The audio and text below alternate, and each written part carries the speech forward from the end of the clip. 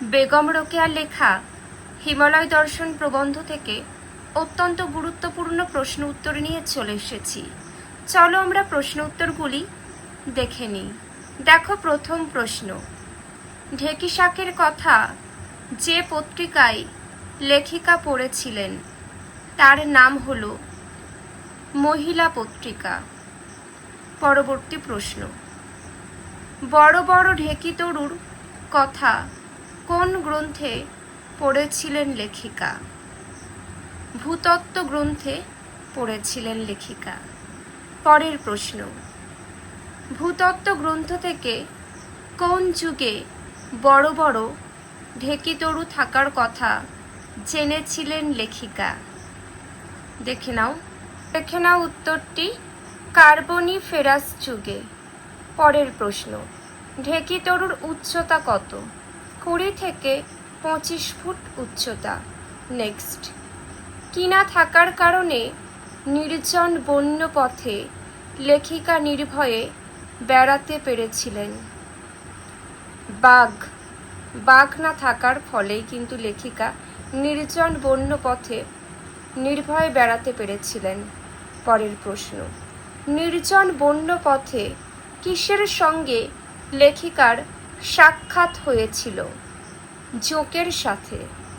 পরবর্তী প্রশ্ন, এদেশের স্ত্রীলোকেরা কি দেখলে ভয় পায় না?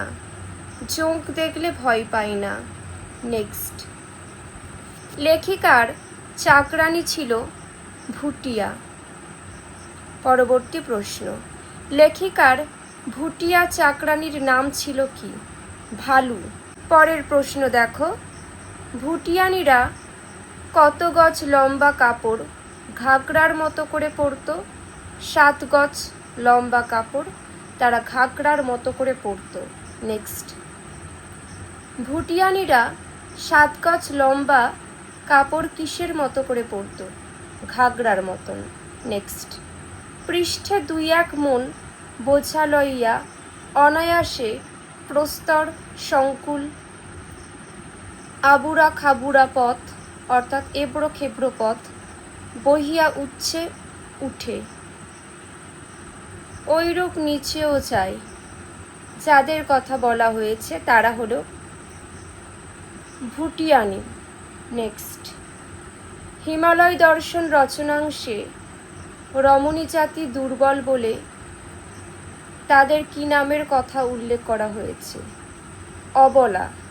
নেক্সট, দেখে নাও পরের প্রশ্নটি, 14 দাগের উত্তরও দেওয়া আছে সাথে। পরবর্তী, ভুটিয়ানিরা নিজেদের কি বলে পরিচয় দেয়?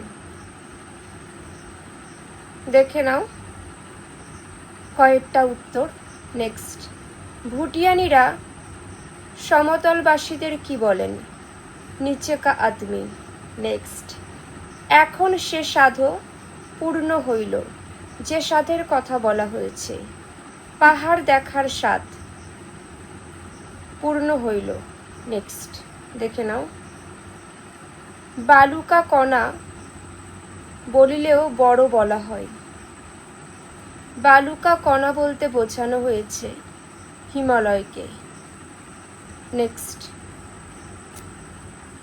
19-এর প্রশ্নটা দেখে নাও, 20টা দেখো, প্রকৃতির সৌন্দর্য দর্শনকালে হিমালয় দর্শন প্রবন্ধের লেখিকার মন প্রাণ সমস্বরে কি বলে ওঠে?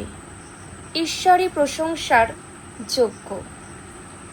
যে প্রশ্ন উত্তরগুলি আলোচনা করে দিলাম খুবই গুরুত্বপূর্ণ ক্লাস 9-এর ছাত্রছাত্রীদের জন্য। অবশ্যই তোমরা এগুলো ভালো করে দেখবে।